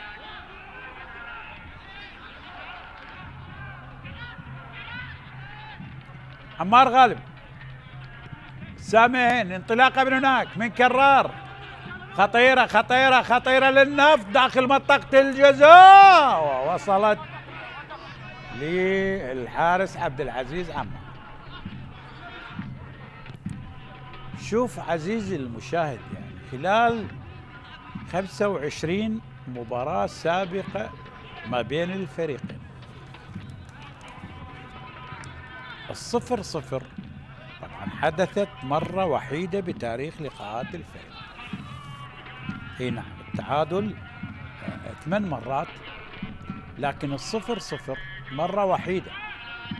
1-1 كان 7 مرات، لكن 0-0 مرة وحيدة كان في موسم 2022. بينما في 25 لقاء سابق أفضلية للنفط ب13 انتصار مقابل 4 لكربلاء، والتعادل كان 8 مرات. أحمد صبري يلعب الكرة، أحمد خالد لستار، ستار ياسين، النفط عمار، غالب لستار، قريب جدا محمد سادات، من هناك لكرار رزق، النفط كرار مع عمار، وخطأ للنفط أخطر من الركني، خطأ على اليمني أحمد الوجيه ولعمار غالب. ذهب إعارة طبعا عمار غالب للشرطة في فترة من الفترات. حرة مباشرة، خطأ على الوجيه في مكان خطير للنفط. فريقين يبحثون عن الانتصار كونهم خسروا ب0-2. نفط من أربيل وكربلاء خسر من الطلبة في الجولة الماضية.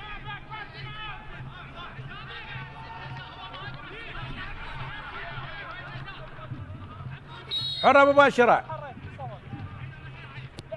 عالية داخل منطقة الجزاء، عادلة الكرة،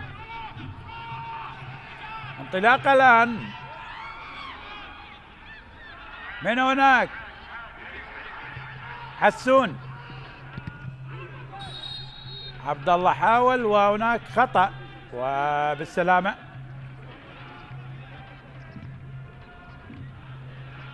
خطأ على حسن حمزة.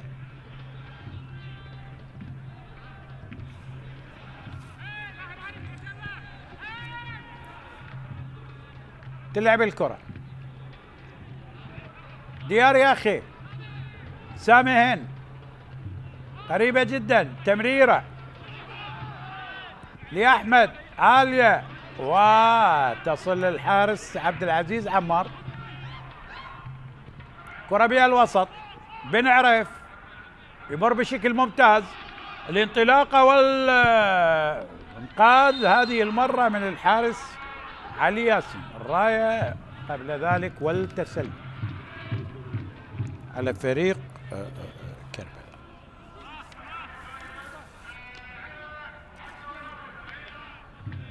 لاحظ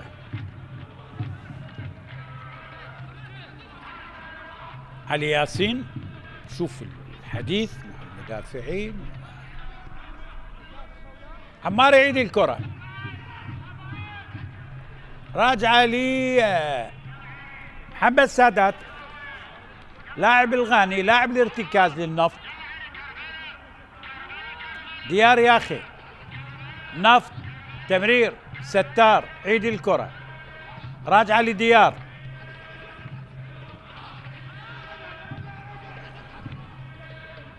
علي ياسين، نفط تمرير من هناك، أحمد والانطلاقة، صبري تحضير، خطيرة خطيرة خطيرة للنفط وتقطع من البوركيني محمد أوتارا.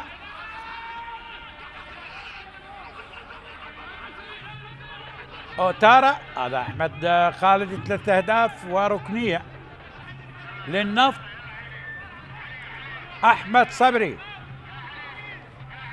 يحاول في هذه الكرة عالية قريبة جدا وتصل إلى الحارس عبد العزيز عمار، والخطأ لعبد العزيز عمار. هذا سامسون دير موسم ثاني، اللاعب النيجيري.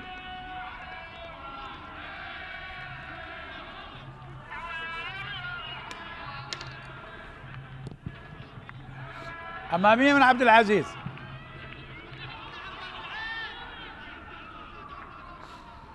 كرة إلى التماس، تلعب محمد سادات، النفط عمار غالب، سامهين، حرة مباشرة وخطأ، خطأ على حسن حمزة. نفط الموسم الماضي كان بالمركز 11 ب46 نقطة، كربلاء الموسم الماضي المركز 16 وب37 نقطة. كرة اللعب المحاولة والراية والتسلل. عدد من اللقاءات في هذه الجولة، تحدث عن لقاء القاسم والزوراء، وهناك لقاء أربيل والقوى الجوية، واحد من أهم اللقاءات ما بين صاحب المركز السادس أربيل والقوى الجوية ب 28 نقطة. الدكتور مشتاق كاظم مدير فريق النفط، والد العراب الكرة النفطية كبير أبو شوقي كاظم محمد سلطان، عضو اتحاد الكرة السابق ورئيس نائب رئيس الهيئة الإدارية السابق للنفط. لما تتحدث عن النفط تقول أبو شوقي الله ينطيه الصحة والعمر المديد. كرة اللعب، محاولة بن عريف، محمد سعد، تمريرة خطيرة خطيرة خطيرة لكربلاء، لكن تصل لي علي. خرجت الكرة تلعب أحمد خالد مع صبري. النفط يحاول، ستار ياسين بعد من صلاح حسن بالوسط، محمد سادات، سامي هند، أحمد خالد، واستخلاص جيد من محمد سعد. يلعب الكرة، تقطع هذه المرة حرة مباشرة بساحة لعب كربلاء للنفط. هذا محمد سادات اللاعب الغاني،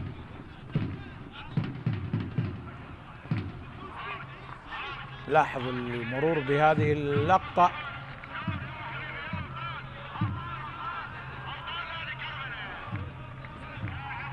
شاهد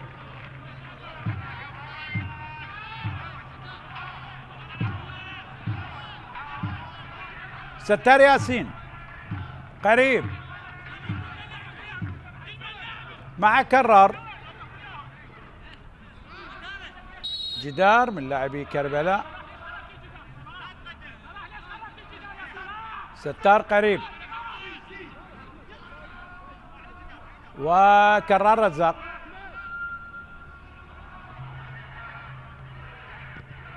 يلعب الكرة عالية والرأسية وتصل لي عبد العزيز عمار.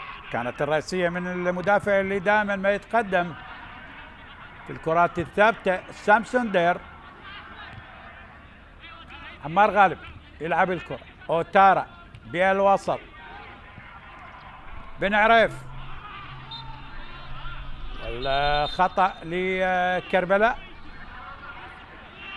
حرة مباشرة لعبد القادر طارق.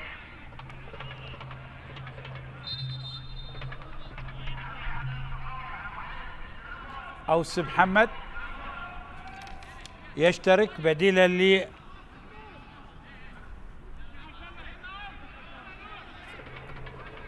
لعبد الله حسون،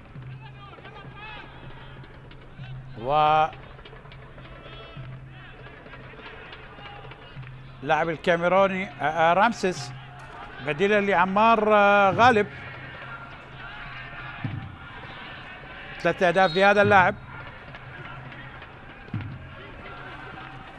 انطلاقة الآن لكربلاء عالية وخطيرة وتصل لي على الياس. اعتقد مصطفى راضي ايضا ترك المباراة من كربلاء. بالوسط تمرير، هجوم الآن الكاميروني،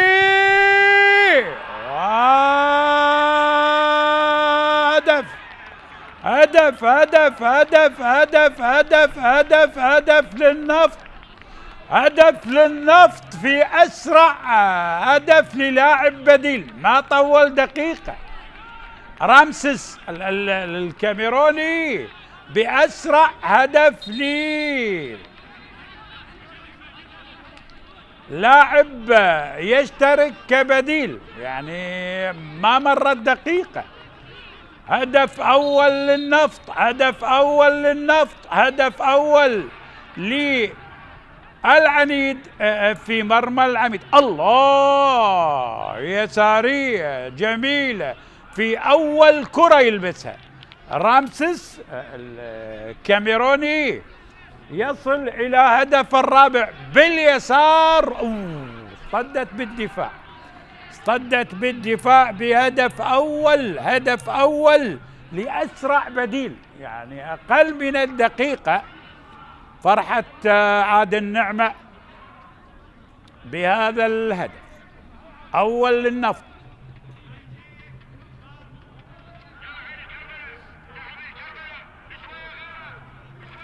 أول للنفط، ننتظر التأكيد، وتم التأكيد. تقدم للنفط بهدف عن طريق الكاميروني رامسيس جابرييل. 1-0 للنفط الآن. الصبري حاول بالكرة، أحمد الصبري. كرة اللعب من هناك، تمرير أمامية للنفط، تصل لعبد العزيز، هذا أوتارا.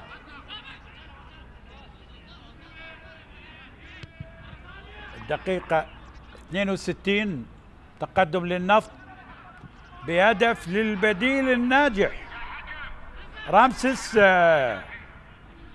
جابرييل. راجع الكرة، محاولة، هذا بديل آخر، هذا بديل آخر.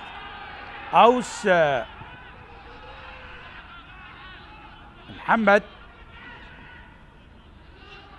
الانطلاق الآن والخطأ، والبطاقة هذه المرة على أحمد خالد، بطاقة صفراء على أحمد خالد. هذا محمد سعد. لاحظ بهذه اللقطة أوس، شوف عبودي، تحضير،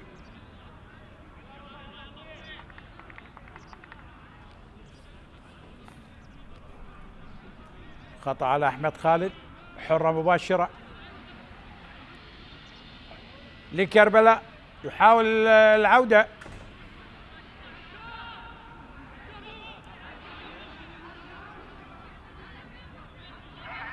اعتقد نور المصطفى اشترك، نور المصطفى غانم. كرة اللعب لكربلاء داخل منطقة الجزاء، قطع من الدفاعات. محمد سادات يبعد الكرة، سامي هين، الإبعاد هذه المرة،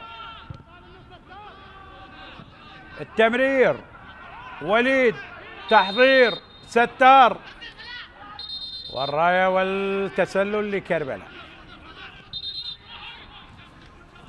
النفط على ملعب الساحر أحمد راضي في هذا الموسم 7 مباريات، فاز في 3 على الحدود والميناء وزاخو، تعادل مع نوروز بال1-1، وخسر 3 مرات، خسر من الشرطة والطلبة وأربيل.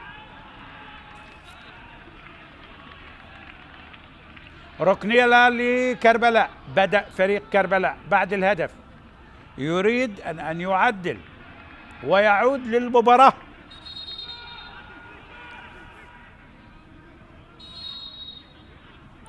أوس قريب، كربلاء، تمرير، أوس محمد داخل منطقة الجزاء، ابعاد من الدفاعات. بن عريف، كريم، عالية، لكن تصل لي علي ياسر. فريقين الانتصار غائب عنهم منذ فترة طويلة، لكن هذا ياهو بديل بأقل من دقيقة من اشتراكه ودخوله في أول كرة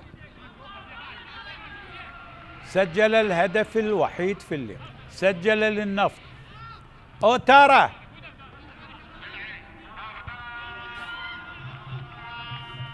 كرة اللعب، محاولة من هناك، انطلاقة وإبعاد للكرة. حسين طالب انطلق وسلامة لديار ياخي مدافع النفط.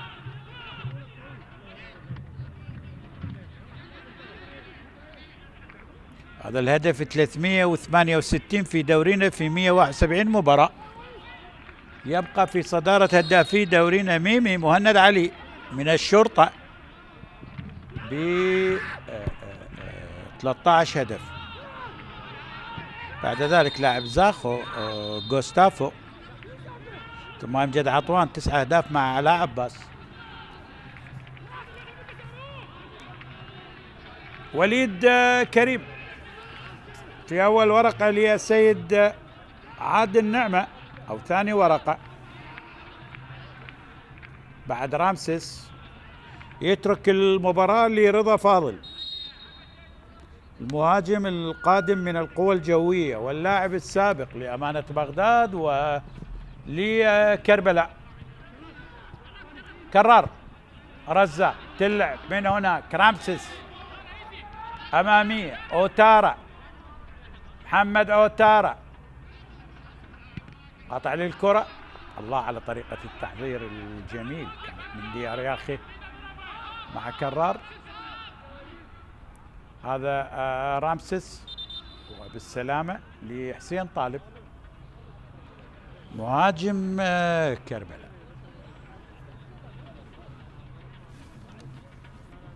الواحد 0 للنفط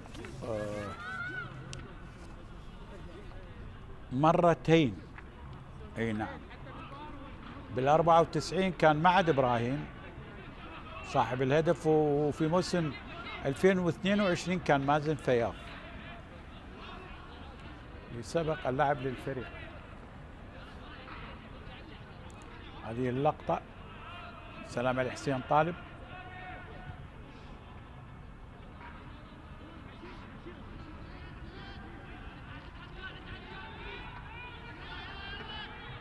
علي ياسين نفط أمامية عالية قريبة جدا على صاحب الهدف رامسيس، تقطع بنعرف. عبودي يحاول حرة مباشرة وخطأ. هذا عبد القادر طارق وبالسلامة للبوركيني سامهن.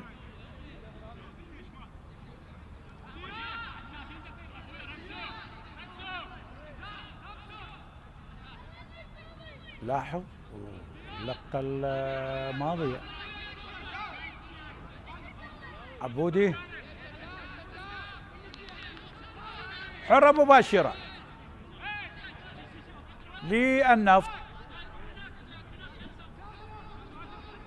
بطاقة صفراء على عبد القادر طارق. باللقطة الماضية مع لاعب النفط طبعا البوركيني سامهن.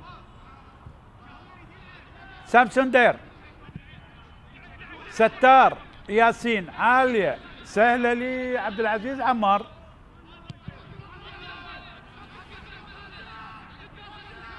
كرة اللعب،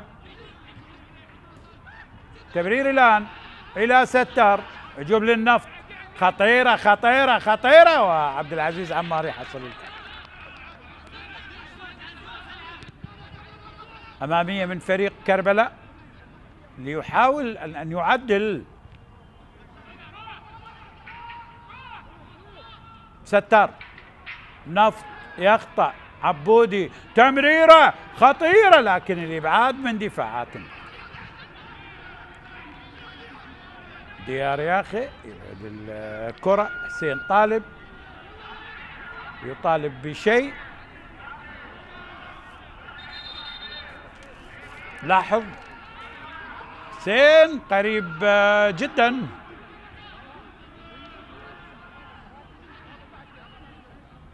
كان كرار رزاق قريب. الركنية لا وجود لي شيء. كرة اللعب من عبد الله. قطع للكرة او كان لاعب نور المصطفى. انطلاق الان.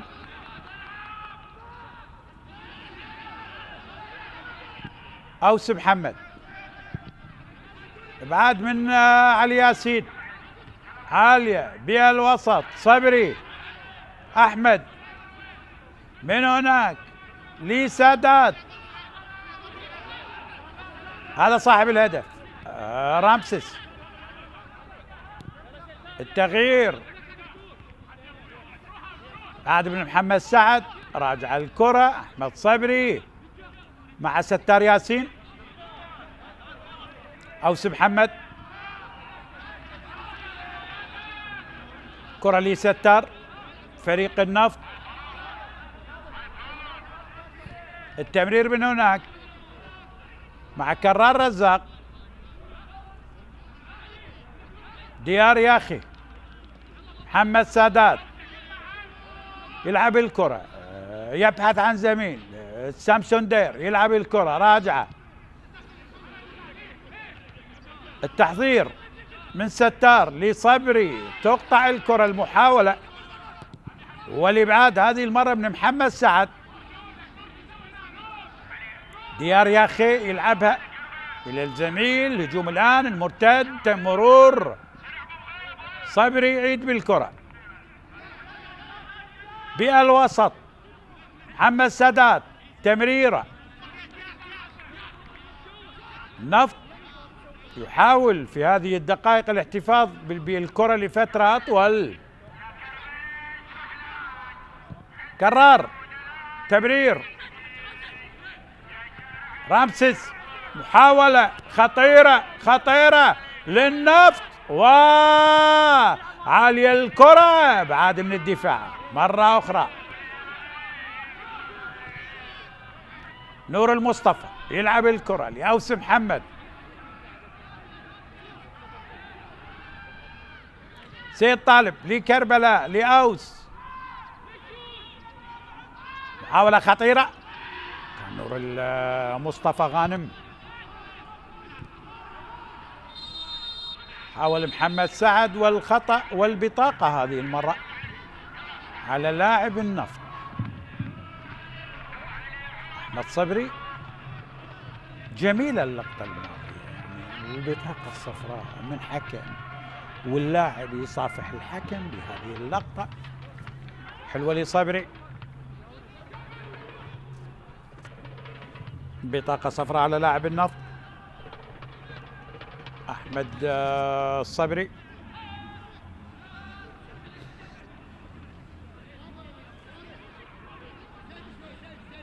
سلامة. اعتقد سامسون دير مدافع النفط. يبقى الشرطة أقوى خط هجوم بدورينا طبعا 30 هدف الأضعف. ديالة ب10 اعتقد مع اهداف الثلاث لغايه الان على نفط ميسان. ربما سيترك هذا المركز. طلب اقوى خط دفاع ب8 الحدود الاضعف. شرطه والقاسم الاكثر تعادلا ب7 مرات. ناسب الفريقين ما غيروا مدربين يعني آدم نعمه مع النفط وحسن احمد مع كربلاء. هناك 8 انديه غيرت مدربيها خلال 17 جولة. تحدث عن أندية ديالة الحدود الشرطة القوى الجوية نوروز الكرخ القرمة والكهرباء. هاي لقطة الهدف من أفريقي إلى أفريقي. أوه هدف جميل. هدف جميل من البديل. رامسيس وفرحة عادل نعمة مع حسين طه، مع ابراهيم عبد نادر، مع الدكتور مشتاق كاظم. عالية الكرة تصل لعلي ياسين،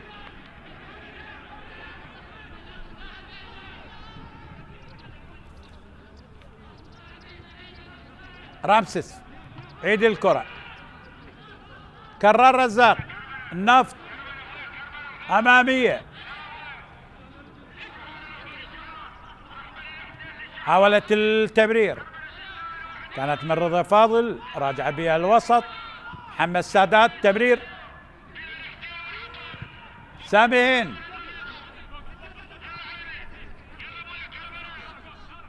إلى ستار، عيد الكرة، النفط لأحمد خالد، صبري قريب، حاول تسديدة قوية جدا كانت، البديل رضا فاضل، حرة مباشرة وخطأ لكربلاء لحسين طالب.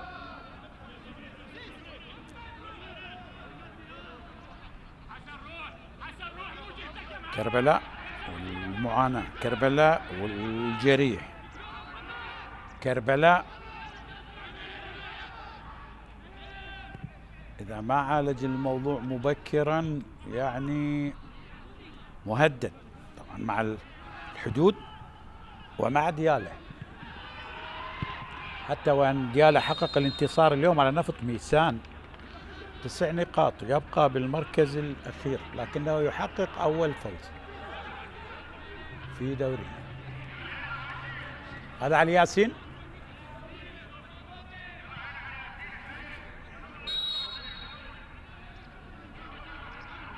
لاحظ الكرة الأخيرة،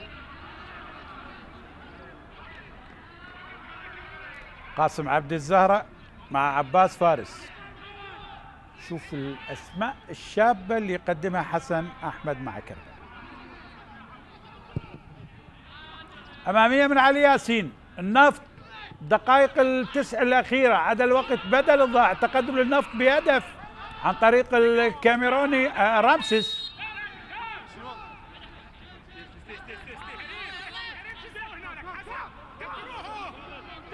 رامسيس وصل إلى هدف الرابع، هو سجل على نفط البصرة والقرمة وزاخو.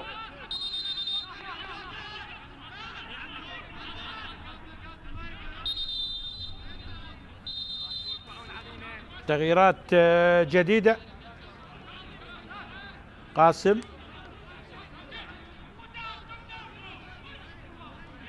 عبد الزهرة وعباس فارس.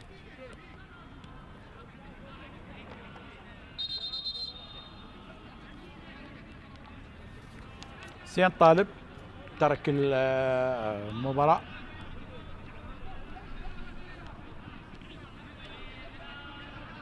عباس فارس سيشترك.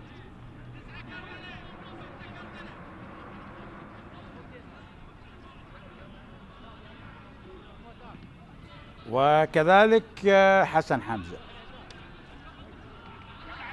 ترك المباراة لقاسم عبد الزهر.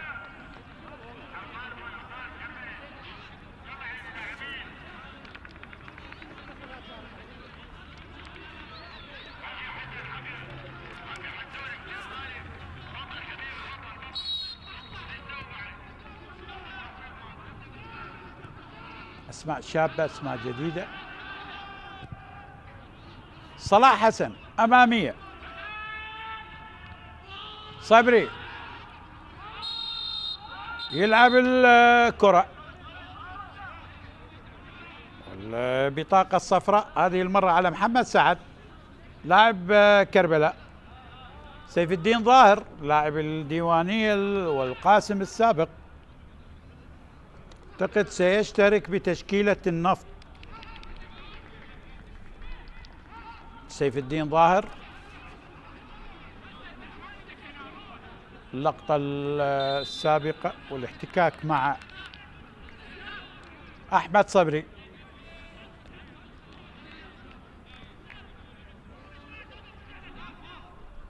ستار ياسين يترك المباراة لسيف الدين ظاهر. واضح أنه لعادل نعمة يريد في هذه الدقائق أن يحافظ على الهدف وينشط منطقة الوسط. ديار يا أخي إلى الأمام، محاولة من هناك، راجع الكرة محمد السادات، تمرير نفط، بن عريف، كربلاء، محاولة التسديدة من اللاعب البديل عباس فارس، لكن سهلة لعلي ياسين قائد فريق النفط. هذا اللاعب الشاب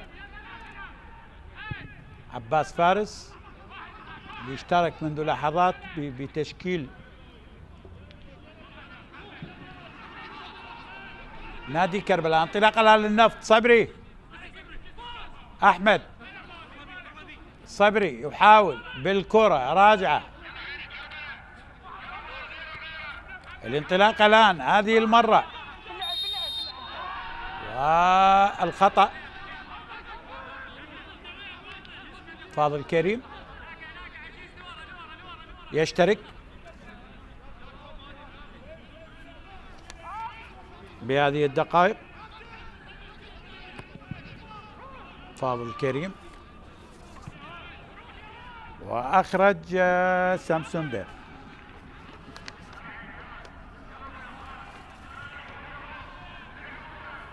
أعتقد يعني أحمد خالد انضم كقلب دفاع. بعد من فاضل سيلعب إلى جوار ديار يا أخي. أوتارا محمد لكربلاء، كربلاء اللي يحاول في هذه الدقائق أن يعدل. بن عريف، حرة مباشرة وخطأ لنادي كربلاء. الخطأ هذه المرة على صاحب الهدف رامسيس وعلى السامهن.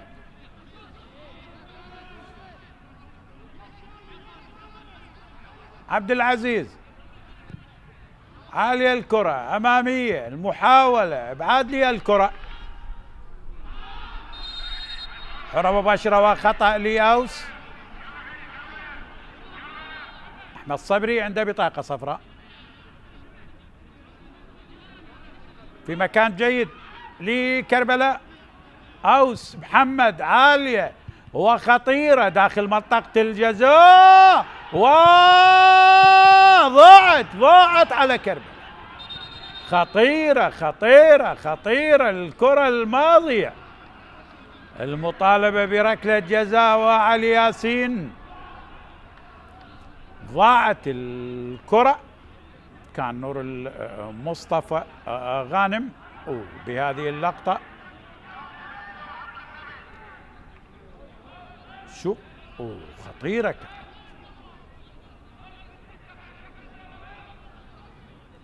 كان صلاح حسن لاحظ، لكن ابعاد من الدفاعات. هذا أوتارا، محمد أوتارا البوركيني. هل هناك ركلة جزاء؟ هل هناك بنالتي؟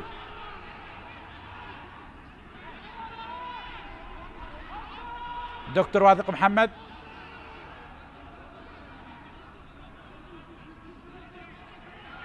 ينتظر حديث غرفة الفار والحديث. شنو الاستمرارية؟ ركنية الآن لكربلاء، عالية وعلي ياسين من أعلى نقطة حسم الموضوع. واحد من الحراس اللي قدموا موسم جيد، يعني عنده رقم جيد علي ياسين، 9 كلين شيت، 9 مباريات بشباك نظيفة والسلامة.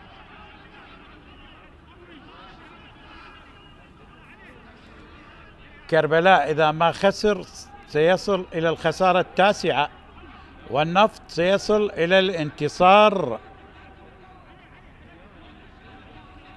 السابع، يعني 24 نقطة يكون 27 نقطة يكون ثامن مؤقتا. دكتور مشتاق كاظم مدير الفريق بالنسبة للنفط. العنيد يتقدم على العميد لغاية الآن بهدف بالدقيقة 63 النفط عن طريق رامسيس لاعب الكاميروني. عبد العزيز عمار عالية لكربلاء، ابعاد من ياخي. احمد خالد يبعد الكرة. فاضل كريم أوس محمد يحصل على بطاقة مجانية بسبب الاعتراض. بطاقة صفراء لأوس محمد، لاعب اللي عنده 3 أهداف مع الحدود ونفط البصرة وأربيل. عادل نعمة غائبة منذ 3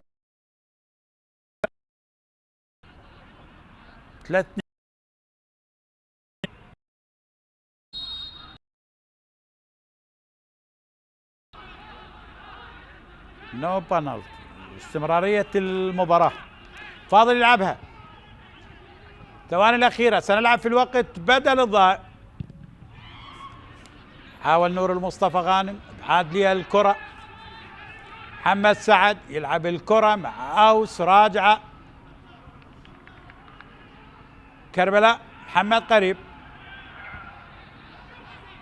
تطول الكرة،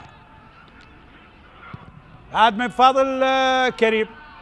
النفط وعبد العزيز يلعبها، القطع هذه المرة،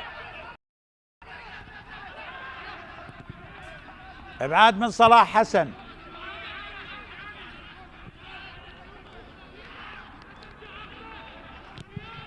عبد العزيز عمار أمامية، نفط بالوسط، سادات من هناك. 7 دقائق سنلعب لغاية الدقيقة 97. يا من تتابع قنوات شبكة الإعلام العراقي في كل مكان، تقدم للنفط على حساب كربلاء بهدف للكاميروني رامسيس. أوتارا أمامية، وابعاد لي الكرة للنفط. محمد سادات يلعب الكرة بالوسط، سامي هين أمامية، رضا قريب،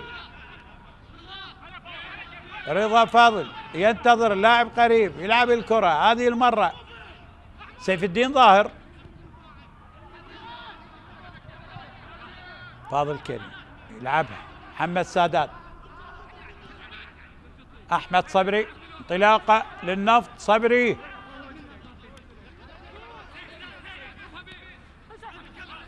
سيف الدين، كرة اللعب لقاسم عبد الزهرة، التمريرة نور المصطفى من هناك. حاول كربلاء وبطاقة صفراء هذه المرة على اللاعب فاضل كريم من النفط. كرة اللعب حرة مباشرة وخطأ للاعب البديل قاسم عبد الزهرة. حرة مباشرة لفريق نادي كربلاء ليبحث عن التعديل بهذه الدقائق.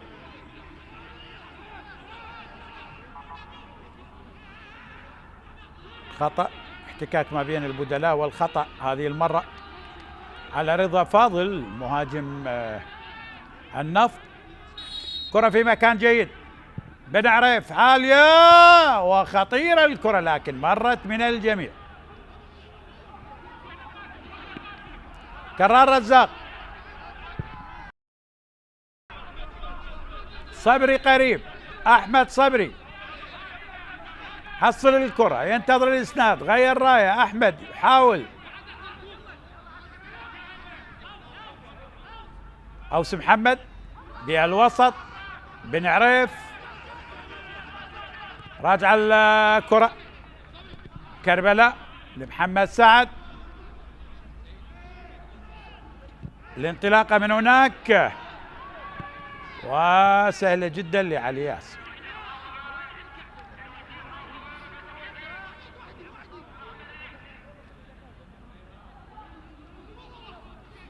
علي ياسين حارس مرمى النفط. 4 دقائق مرت، 3 دقائق متبقية، تقدم للنفط بهدف للكاميروني رامسيس على حساب كربلاء. رضا قريب، تمريرة، محمد سادات، لمسة يد وخطأ، حرة مباشرة، خطأ على الساميين. أمامية الكرة لكربلاء عالية، المحاولة من أوس مرة أخرى الرأسية وأبعاد من الدفاعات. محمد سادات يبعد الكرة، رضا قريب، فاضل،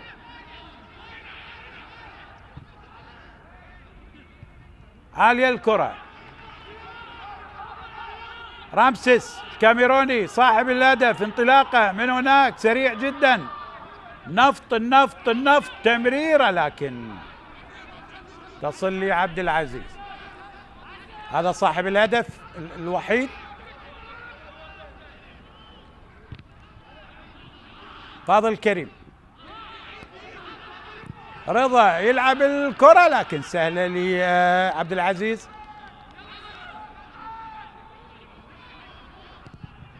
كان بالصورة رضا فاضل مهاجم النفط من القوة الجوية. أحمد صبري، فاضل كريم، سيف الدين ظاهر لأحمد صبري، أحمد والمحاولة للنفط، حاول النفط طبعا قتل الوقت بحيازة الكرة لفترة أطول. سادات، ديار يا أخي من هناك، أحمد الوجيه حاول التماس، الوجيه لاعب اليمني، راجع الكرة، سامين، رامسيس قريب، الخطأ الآن كاللعب، صبري لفاضل، محاولة خطيرة، تمريرة، صبري داخل منطقة الجزاء وتصل لعبد العزيز عمار. أمامية من عبد العزيز، ديار ياخ يقطع الكرة، سادات، سامين،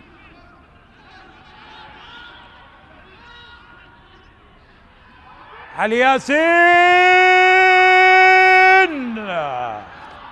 ضاعت يا عبودي يا عبد القادر طارق، وكاد أن يتسبب بمشكلة، كل غلطة بورطة، لكن غلطة الشاطر بهدف لا، عبد القادر المرمى فارغ والحارس أخطأ. علي ياسين الكابتن القائد في خطأ كبير جدا من هذا الحارس، لاحظ، لكن عبودي أضاعها، ضاعت على كربلاء، كان ممكن التعديل، عبودي أضاع التعديل لكربلاء من كرة هدية كانت من علي ياسين.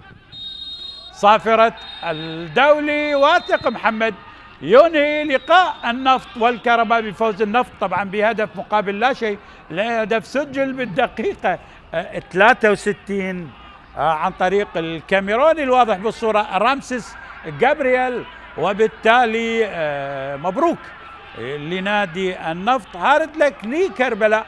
تقيكم في مباريات قادمة. السلام عليكم ورحمة الله وبركاته.